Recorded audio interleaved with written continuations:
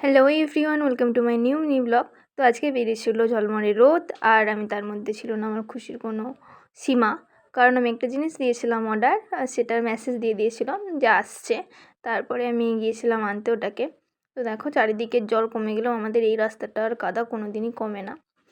প্রতিদিন কাকুটা এসে দাঁড়িয়ে থেকে ফোন করে, আর আজকে আমি আগে চলে এসেছি, ফোন করার আগেই চলে এসেছিলাম। তারপরে দেখছিলাম এখানে দাঁড়িয়ে আছে জিনিসটা নেওয়ার জন্য। তারপর কোডটা বললাম। তারপরে ছিল এটা ওপেন বক্স ডেলিভারি ছিল, কাকুটা খুলে দিচ্ছিল। আমি বললাম বাড়ি এসে খুলবো, একটু ভিডিও টিডিও করবো, কিন্তু কাকুটা নিজেই খুলে দিল। ঠিক আছে, কোনো ব্যাপার না। খুলেছিলাম, দিয়েছিলাম একটা রিং লাইট, দিওয়ালির অফারে দিচ্ছিল খুব কম প্রাইসের মধ্যে। ভালো এসেছে জিনিসটা, খুব মানে যেরকম দাম সেরকম জিনিস অনুযায়ী খুব ভালো এসেছে। এবার কাকুটা এটা খুলে দেখছিল। একটা ছোটো মতো একটা মানে দাগ ছিল স্ট্যান্ডটাতে, মানে বাঁকা মতো একটু ছিল, কিন্তু কোনো প্রবলেম ছিল না বলে আমি আর রিটার্ন করিনি। ঠিক আছে। তারপর বাড়ি এসে এর সাথে 3টে মানে রিং লাইটটার সাথে 3টে দিয়েছিল স্ট্যান্ডটার সাথে সেট করার জন্য।